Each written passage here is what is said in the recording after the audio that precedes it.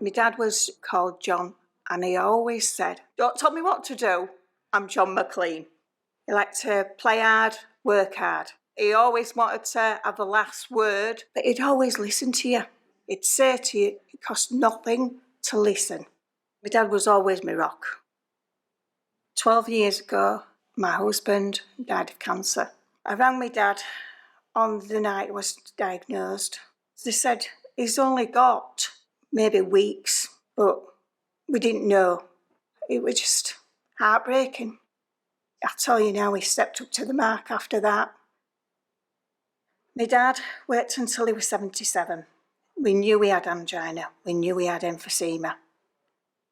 After we finally got Kelly diagnosed with autism and epilepsy. If I couldn't get to Kelly, if she were at school, Dad would be the first call.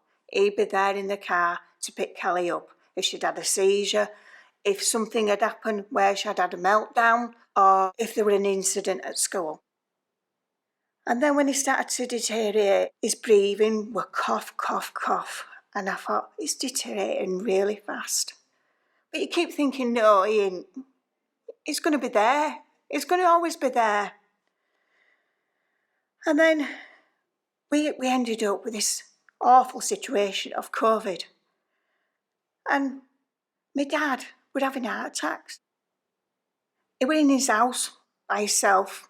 Me, his only contact, ringing him, and he ringing me when he was getting bad. I was there to help him. He'd been there for me. He were my rock. I were my dad's rock. I were a key worker. I were going into work with no protection, and I'm thinking, I'm going to have to visit my dad. I'm going to have to make sure I'm safe. I was scared going into work. I were coming home. My children were scared. And my dad would say, "You're doing an amazing job. I don't know how you're doing it. I really don't." And then suddenly, my dad's not asking me how I am or how James and Kelly is. I thought, he's changing. He was becoming frailer. I'd go to his bungalow and I'd sit at 5 o'clock in the morning and watch the sunset coming through the window. And Dad would on his oxygen.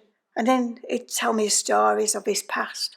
And that were amazing because I'd never had that when I was younger. I didn't have that precious time of sharing dad and daughter time because of the breakup of my mum's marriage with my dad.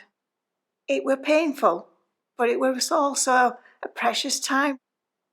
And I thought, my dad's stomach's getting extended. I thought, this is like Chris.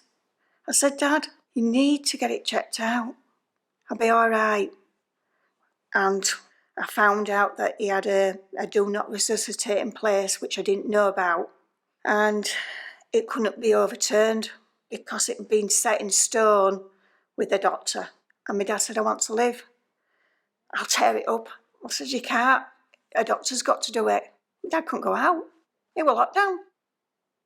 My sister were coming every day so that I could support Kelly and James because they needed the extra support. They were losing the granddad. So the Thursday came. I laid next to Dad. I was stroking Dad's head. We were talking, me and my sisters, and I just heard my dad's breathing getting shallower. And I knew I had to be strong. And I continued and said, "You can go, Dad." And knowing that person's never going to be there for you, it's just so hard. When we had his celebration live, we learnt so much about Dad we didn't know. It helped so many people. They'd say, he'd give us his last penny. It helped somebody set their own business up. And we didn't know these things because he never shared it. He didn't think it was important. He was there supporting us. He knew people needed care. When he listened to me, that made me more confident to listen to other people and be there for them. It's a precious gift you can give anybody that. Spend time listening to them. My friend said, "You're a life angel." And I'm like, I'm just me.